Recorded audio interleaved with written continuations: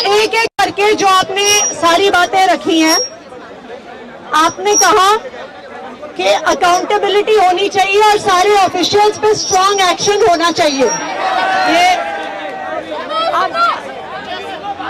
तो जो हमारे पास, देखिए, जो हमारे पास सबसे पहली प्रिलिमिनरी रिपोर्ट आई, इंक्वायरी रिपोर्ट, 2 दिन में प्रिलिमिनरी रिपोर्ट ही आती है। उसमें 2 रीजंस सबसे मेजर निकल के आए।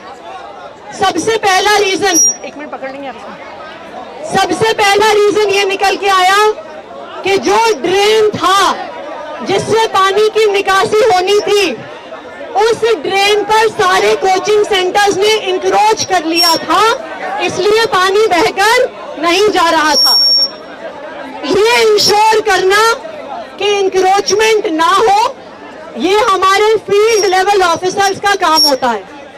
तो ये क्लियर है, ये तो बिल्कुल प्राइमा फेसाई क्लियर है कि फील्ड लेवल इंजीनियर्स ने अपना काम नहीं किया, इसलिए हमने फाइनल इंक्वायरी रिपोर्ट का भी इंतजार किए बिना जो फील्ड लेवल सबसे जूनियर इंजीनियर था उसको परमानेंटली टर्मिनेट कर दिया और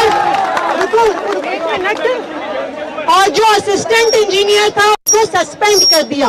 लेकिन आप ये मत सोचना कि हमने सबसे जूनियर लोगों को निकाल के बाकी ऊपर वालों को बचा लिया, ऐसा नहीं होगा। पहले इंक्वायरी रिपोर्ट आने दीजिए। देखिए, अगर पूरी इंक्वायरी रिपोर्ट के बिना हम एक्शन लेंगे तो सब जो कसूरवार हैं वो बच जाएंगे। पहले मैंने 7 दिन का समय दिया है, एक मैजिस्ट्रियल इंक्वायरी होती है।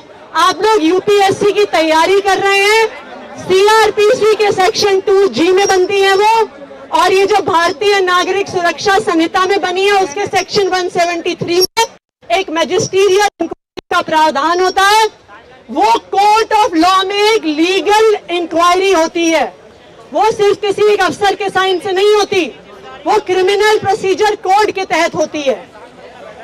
जो मैजिस्ट्रियल इंक्वायरी है उसके तहत जो भी अफसर जिम्मेदार पाए जाएंगे, चाहे वो छोटे से छोटा अफसर हो या इस शहर का सबसे बड़ा आईएएस अधिकारी हो, सब पे सख्त से सख्त कार्रवाई होगी, किसी को भी बख्शा नहीं जाएगा, मैं आपसे वादा करके जा रही हूँ।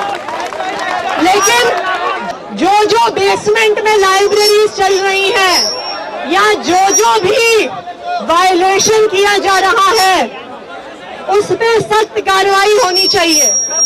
ये आप लोगों की जो ये डिमांड है उस पर ऑलरेडी काम शुरू हो गया है। दिल्ली के 30 बड़े बड़े कोचिंग सेंटर्स के बेसमेंट्स को सील कर दिया गया है। 200 और कोचिंग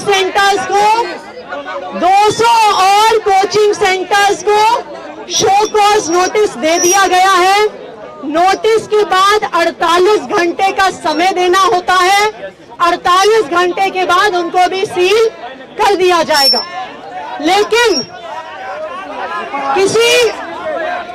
किसी अफसर को वो हमने सब अफसरों पे एक्शन होगा, सब जो बायलॉज हैं उनके अनुसार एक्शन होगा। लेकिन जो सबसे जरूरी चीज है कि आपकी लॉन्ग टर्म जो ग्रीवेंसेस हैं उनको एड्रेस होना जरूरी है। तो इसलिए, और ये सिर्फ आपके लिए नहीं, आप लोगों में से कुछ आईएएस अफसर बनेंगे, आपके बाद बहुत सारे और लोग भी आईएएस की तैयारी करने आएंगे।